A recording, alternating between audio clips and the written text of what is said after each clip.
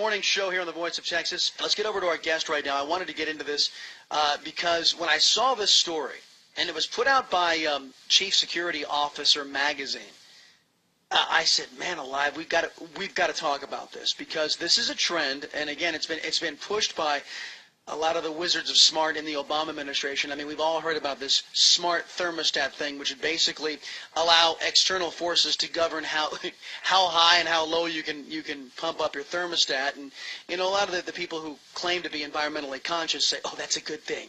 I'm not capable of doing this myself, regulating my own house's temperature. So let me turn it over to the government." Okay, that's if it's their choice. Go ahead and do that. All more power to you. And there's also this whole idea that's been marketed about being able to turn off your lights and turn them on in your home. There's this app on your cell phone. You can lock the doors, for goodness sake. There's not much you can't do remotely these days. They're called smart homes, right? So everything is wired, and naturally, if it's wired, hackers are looking, hey, I can exploit that. Here to talk about it is Butch Davis. He is a security expert. Hey, Butch, welcome to the Voice of Texas, AM 700 KSCV. Thank you for having me. Glad to be on this morning with you. Now, am I overstating this? I mean, but because my understanding is that if it has access to the internet, it's vulnerable. Is it as simple as that? It really is, especially in our homes, but even in our businesses. When we have connectivity put in our environment, initially it comes with what's called a firewall. That firewall is designed to keep things out. As we add things to make life more convenient or to access things from outside of our house in that smartphone, we have to open what's called the ports. We have to open ports in that firewall, which creates holes. And every time you add something that lets you come back into that home or that small business from your phone, you've got to have a way to let yourself in, so to speak. The doors are one way out when it's set up initially. We have to make them swing both ways to be able to have that convenience. And unfortunately, when you change that configuration, you leave places where the bad guys can get in too. Okay, so the dangers are in if you have a system to open and shut your garage door, and then you have another system that turns off and on your lights, and you have another system that sets your thermostat, and you have another system that, I don't know, opens up the doggy door so the dog can go out and go potty. that is the problem when you have that many holes. So if you're going to do something like this, do you counsel people, look, have it all in a central hub so you only have one entry point? Well, there are two ways to do it. The first one, obviously, is to have a central hub and ask any vendor coming into your home if he's using what we call push technology. Push technology, okay. Push technology. In other words, when we install a video system at home and a client wants to see it outside their house, we have a product that actually is programmed instead of we don't reach in to get it. It actually sends the data to us. When the customer wants to look at their live view, they log on to us in the cloud. So they log on to me, not onto their own home, and that door only swings open out. So you got to have a reputable firm that you trust to be able to have your. I mean, because there's a potential for abuse in anything that we do. If we're going to open up our home to this kind of remote access, there's going to be a danger in anything you do. But you just got to make sure you find a reputable company, right? Correct, and you also have to make sure again you have the correct technology. Anytime you put a hole in your firewall, it can let more than you want can get into your house, into your network. Butch Davis is my guest right now. He's a security expert, cybersecurity expert.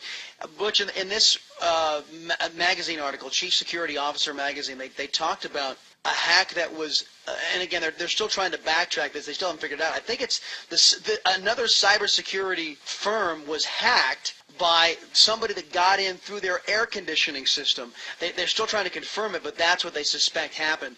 I mean, it could be something as innocuous as that, right? That's absolutely correct. And if you look at the large internet providers, most of them are offering smart home features as well as your security companies. The largest security companies are advertising on TV about do everything from outside your home. The problem is most of the people that are selling this kind of product haven't researched it thoroughly enough to ensure that there is security protocols to keep the bad guys out. And this actually was the article that you're referring to.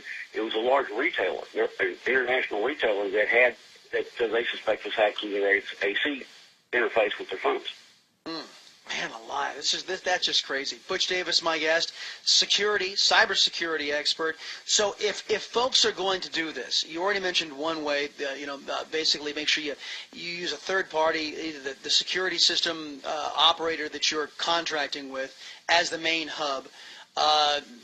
Make something central in your home as a possibility.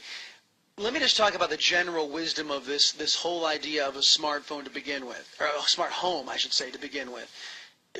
Do you really buy that this is really the best way for us to go? I really don't. I'm a little bit of an old school guy, and like I said, started out in physical security. And anytime that you make things convenient, security and convenience don't generally go together hand in hand. And I'll point to the airports as the example.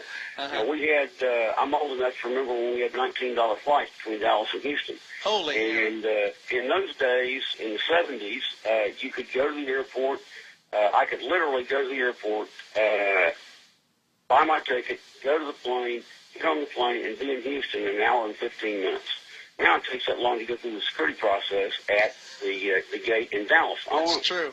So, it's one of those things that as we want things convenient, but we also want things secure. And those two things generally do not go hand in hand. And, I mean, how difficult is it for you to give your elderly dad, when they come to visit you at your house, give them a house key, hide a key, put a key in a box outside. I mean, there's a number of ways to do that.